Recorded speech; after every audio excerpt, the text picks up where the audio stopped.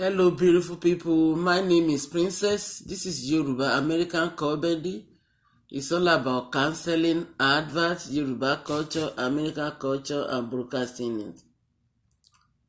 Today, what I have for you is all about our mother, our wife, Onyeka, Mrs. Yoruba. Yes, that is how I can call it. That's how I can put it. Yeah, because she was our wife. She has 2 children for Yoruba. She's intelligent. She was intelligent woman. She was a writer, entrepreneur, phenomenal, singer, and very, very beautiful. Yes, she was born in a Igbo land, but she married to us. I just want to talk about this woman because when you say somebody is good, she was very, very good. Now I'm sending my condolences to Yoruba land and to Igbo land. Yeah, ẹ̀yin Yorùbá, ẹ kú lédè ìyàwó tó dára o. Ẹ̀yin Igbo land, ẹ kú lédè ọmọ yín tó lọ.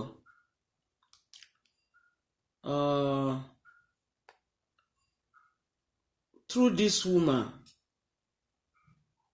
I just want you guys to learn, because wọ́n ní tí ènìyàn bá dára, obìnrin yìí dára in and out. I will mention some of her behavior, the good character when she was alive. She used to talk about Yoruba very well. I know she spoke Yoruba soundly, fluently. She was so respectful. She loved Yoruba. She loved Yoruba people. She loved us so much. And that is why I came out now to talk about her. Yeah. Anywhere she was, she used to say, èmi ni ìyàwó Yoruba. I am Yoruba wife. She dresses like us. You could see her with a ro and buba when she was in a movie. So many times. And some of her behavior, a lot of people can learn from it. So calm. And even though she's not on the social media all the time, but whatever she was doing before she passed away, it is on the record. We have it in the history now that she was a good person. What about you? What about me? What are they going to talk about you? Did you behave normal? Are you a good wife in your husband's house? Are you a good mother? Learn from this woman. Because when she was alive, no one thought bad about her. Before, Yoruba wọn kì í fẹ́ kán fẹ́ Igbo, wọn kì í fẹ́ kán fẹ́ Hausa. But after this woman got married to Yoruba, a lot of people like her. Onyeka Igbo ni ó dẹ̀ ṣe dáadáa o. Ọmọ yín náà lè fẹ́ Igbo. And they started marrying each other. Because she left a good foundation. She left a good legacy for us to see. And that's what we are talking about today. Àmúyẹ tó ti bọ́mọ ẹ̀jà tó ló kó má wálé mọ́ torí pé ó fẹ́ Yíbò. má wà lé mi wá mo ti kọ̀ ẹ́ má jẹ́ rí ẹ lẹ́nu ọ̀nà mi o èpè ni màá ṣẹ́ fún ẹ. Don't do it. wọ́n ní tàbá torí iṣu jẹ́pọ̀ àtorí epo jẹ́ṣu o. ẹ jẹ́ ká wo nǹkan rere tóbìnrin yìí ti ṣe, ká fi ṣe ọgbọ́n, ká fi hu ìwà. wọ́n jẹ́ ènìyàn tó dára, tó dẹ̀ lò mọ́ Yorùbá, tó súnmọ́ Yorùbá.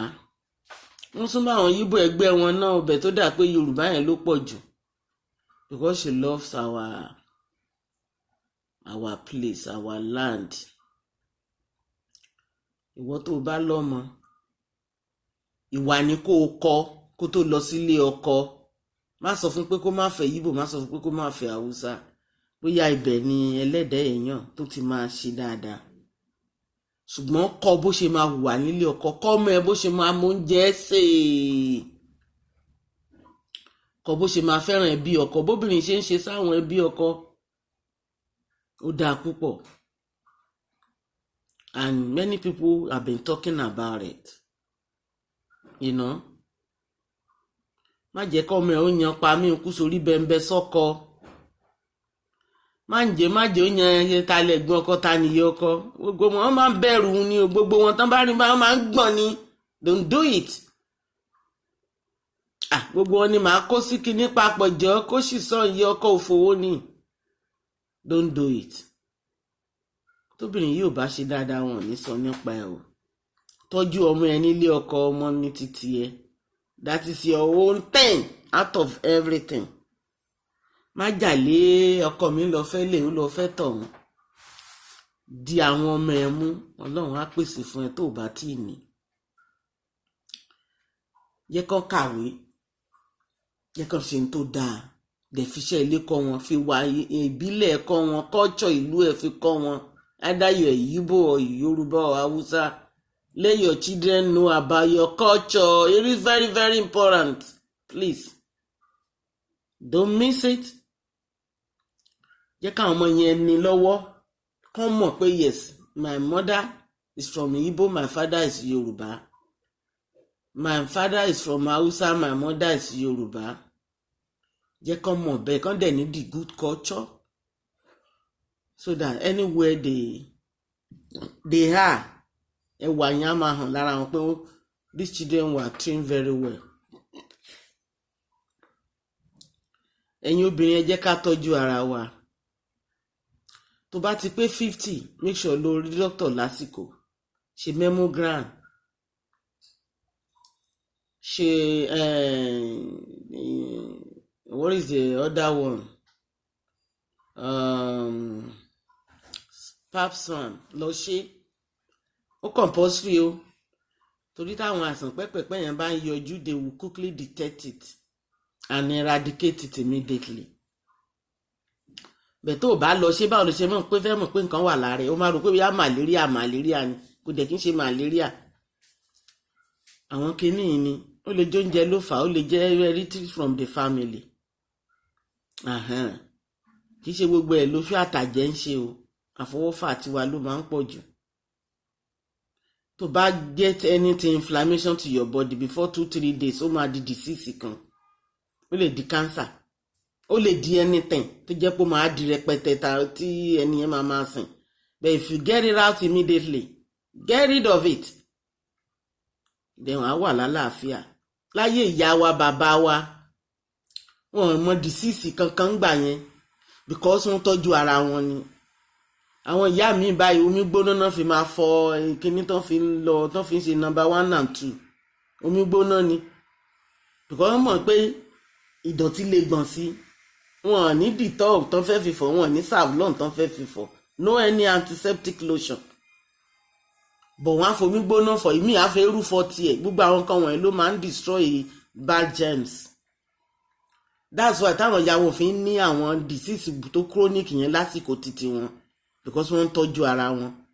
ìmí àfọṣẹ dúdú fojú ara, ìmí ń fi ewúro fojú ara, ń fọsàn wẹ́wẹ́ fojú ara, torí wípé kí ìdọ̀tí má bàa dúró ń bẹ̀, germs. gbogbo kinní wọ̀nyí wọ́n ń bẹ̀rù germs ni wọ́n lè dúró, ọsàn wẹ́wẹ́ ó máa sá fún ni. bẹ̀tí kí làwa máa lò fún sìn, kì í lò mọ́.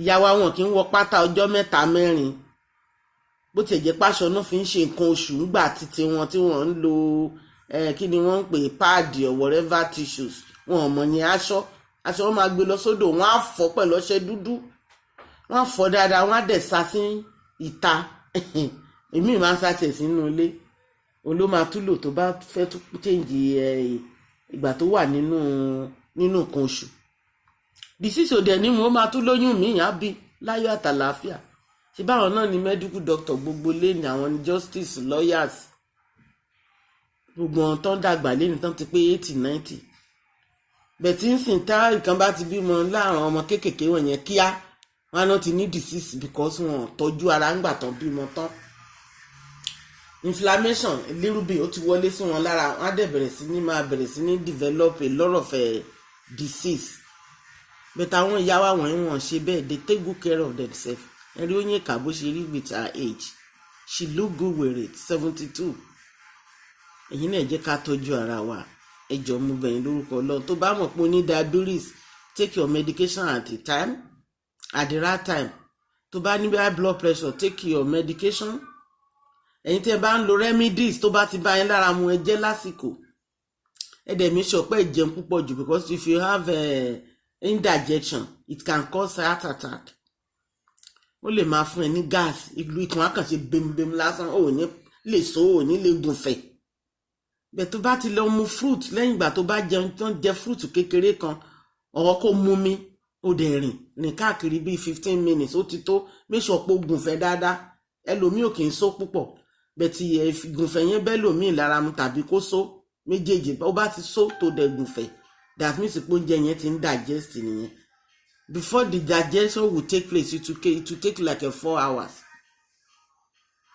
then during that time o gbọ́dọ̀ so kó gùnfẹ̀ that means pé àwọn olùlọ ó ti ń lọ oúnjẹ yẹn ó máa gbé gáàsì jáde á gbé mi lọ lé omi á gbé tọ̀ lọ lé tọ̀ á gbé èyí tó fẹ́ lò nínú ẹ̀ á gbé lọ sínú blood bẹ́ẹ̀ tá a bá jẹun tó dáa tàbí tá a mú mi lásìkò tó kàn jẹun tó kò dìde bàràbàrà ń dẹ̀ wọ́n á ní ó ní àtàtà kan àárín ìyá kan ló bá jà lánàá ìyá kan kọ́ ìta fi ń ṣera wa léṣe ló pọ̀ jù ẹ jẹ́ á tọ́jú ara wa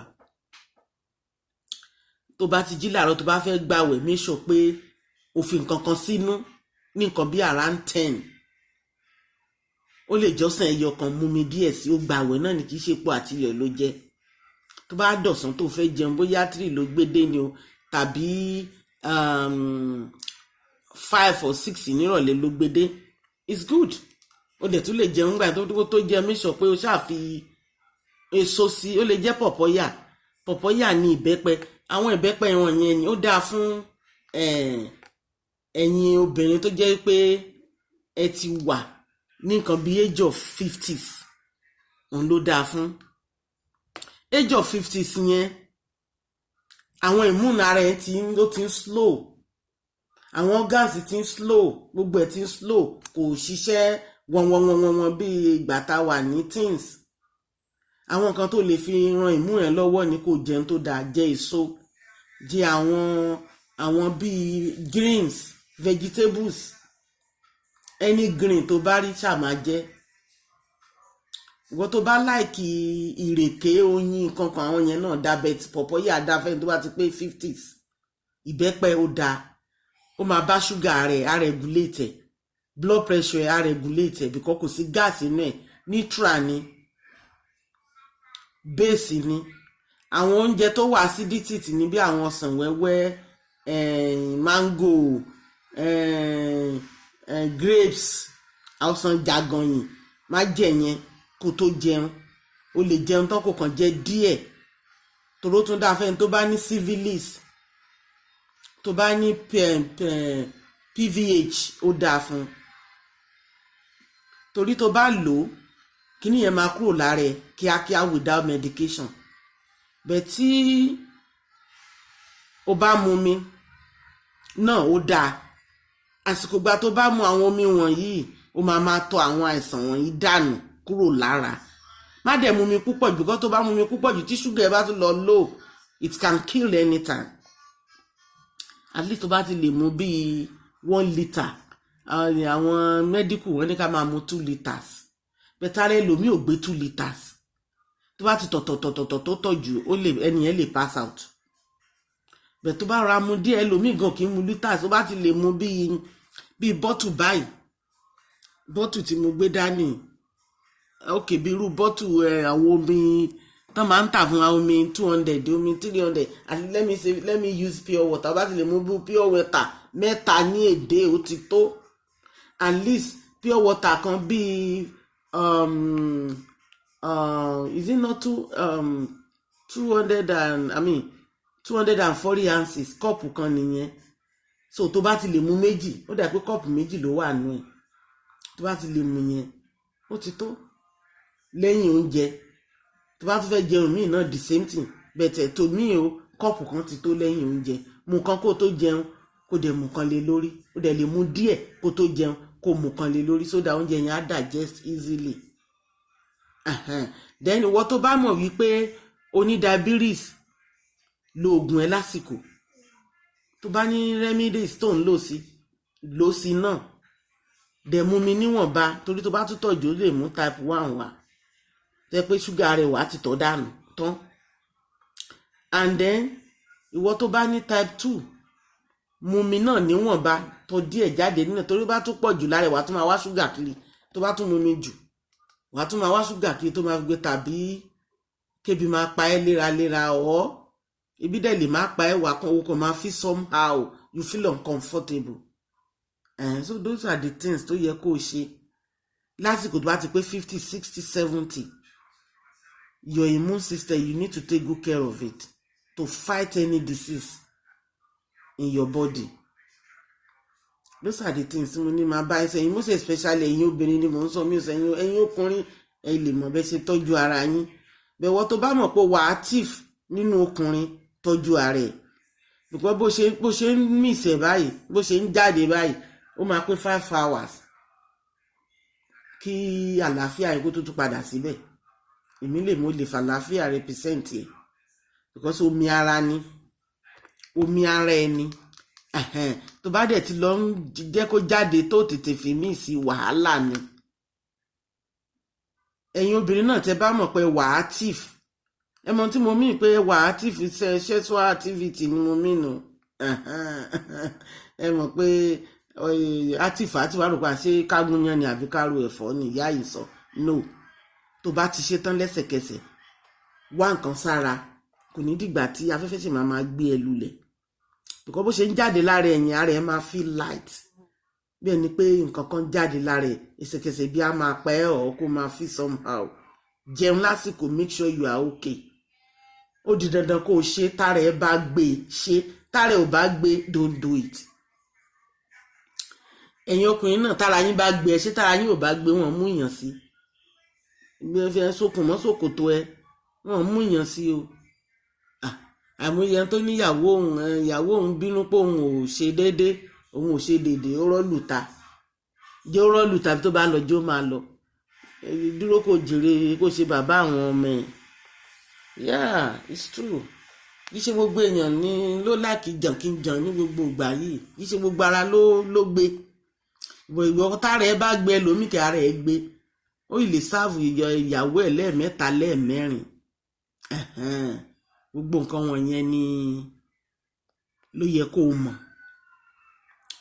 Then wọ́n máa ń ṣe annual physical ní every year, once in a year. Ẹ̀yin ìyá látàyè lépo ẹ lọ ṣe. Mi ò sọ kínní nítorí wípé ìyá wa tó lọ o. Mò ń sọ wípé ṣe rí pó fine. Ó wà okay at that age 72. Ẹ̀yin náà tọ́jú ara yín. Ìyẹn mo ṣe ń sọ nǹkan wọ̀nyí o. Ìwọ tínú ẹ bá dùn jù, blood pressure ẹ lè lọ sókè, bẹ́ẹ̀ tó bá yẹ ó máa wálẹ̀. Ìwọ tó bá dẹ̀ jà tí blood pressure bá lọ sókè kò ní lọ ilẹ̀ o. Tó bá sùn lálẹ́ tàbí tó bá jókòó ó máa wá sókè again. Anything gbogbo activities tá bá ń ṣe ni blood pressure máa ń lọ sókè, bẹ́ẹ̀ tó bá yá tá bá wà stress bóyá jókòó àṣẹ ni or bóyá sinmi ni ó máa tún regular. Bẹ́ẹ̀ tó bá lọ bínú, tó bá lọ jà tàbí tó ké tàbí tó jẹun tí ò yẹ kó jẹ, bóyá ó níyọ̀jù, ó jẹun tó níyọ̀jù, ó jẹun tó ní ṣúgà jù, méjèèjì lè mú blood pressure wá sókè. Bí ṣúgà ṣe ń ṣí sílì náà ni blood pressure náà ń sí páànù. Bẹ̀tẹ̀ yá kẹ́ṣe gbogbo níwọ̀ntúnwọ̀nsì. à ń sọ eléyìí nítorí pé ká lè dàgbà ká darúgbó. Àwọn ìyá wa wọ́n mọ gbogbo kinní yìí ó ń jẹun púpọ̀, wọ́n bá ti jẹun díẹ̀ wọ́n á láwọ́ ti tó, wọ́n ní ó máa jókòó sára àwọn ni nǹkan táwọn máa ń sọ nìyẹn. bẹ̀tì àwa gbà yìí pé indigestion yẹn àwọn ìyá yẹn á ní ó máa jókòó sára ni nǹkan tán mí nìyẹn. Àwọn òkà wọn mọ bóyá ó digest kò digest, wọn á ló jókòó sára, wọn fi comfortable with it. So that means wọ́n mọ̀ pé yẹ káwọn jẹun díẹ̀díẹ̀ bẹ́ẹ̀ táwa àjókòó ti barakata aláǹṣe food kí náà tẹ̀ máa ń pè food competition àti digest àwa dọ̀rùn á máa ranjú kan nídìí ẹ̀. Ẹ jẹ́ ká ṣọ́ra, Ọlọ́run á jẹ́ ká dàgbà darúgbó lórúkọ Kristi. Bẹ̀tẹ̀ jẹ́ ká wo ìwà obìnrin ká fi ṣe ìwà fún ìwà tó dáa ni ó yẹ ká ní nígbà yìí ẹ̀ o. Ìwà tó dára tó dẹ̀wù gbogbo ènìyàn ni very calm woman. A gbọ́ pé ó jàǹbì kan, a gbọ́ pé ó báyàn ṣe jàgídíjàgan kankan. She was going easily ni o. Àwọn ẹbí ọkọ wọn lè jáde kán sọ burúkú nípa ẹ̀, ẹbí ẹ̀ náà lè jáde kó sọ burúkú nípa àwọn ọmọ ẹ̀ sọ̀rọ̀ ẹ̀ dáadáa. So ẹ jẹ́ ká hùwà dáadáa o, fẹ́ràn ọmọlàkejì rẹ gẹ́gẹ́ bí ìta rẹ̀. It's not easy to do, it's hard when you talk about loving another person. Oh my God, ẹlòmíà ni ó dàbí pé kò ń ṣì ní gbàrùn, inú ẹ̀ tí ẹ̀ ń bí mi gan ni. bẹ̀tì má rò bẹ́ẹ̀, tínú bá bí ẹ gbùrùgbùrù dákẹ́, later inú ẹ̀ á yọ dẹ̀ tó fa ènìyàn mọ́ra. Àfi tó bá pé ó fẹ́ ń jọ ẹ̀ tó bá pé ó dangerous sí ẹ, stay away. Má jẹ́ pé tó dangerous sí ẹ ní o tó fẹ́ máa mú kú wá, stay away kó sá fún mi gan lè dúró orú ẹ̀ máa kó bàtà mi o. Bẹ̀ tí ò bá ti sí yẹn bẹ̀ pé ìjà díẹ̀ ni, ẹ jẹ́ ká fara wa mọ́ra, ká ranra wa lọ́wọ́. Ọlọ́run á ràn gbogbo wa lọ́wọ́ o. Olúwa bá wa tẹ́ ìyàwó wa, ìyá ọmọ wa onínúure sí afẹ́fẹ́ rere o. Àwa náà ọjọ́ á jìnnà sára o, lórúkọ Jésù àdàgbà darúgbó àjẹun ọmọ àníkúléwé láyọ̀. Bye.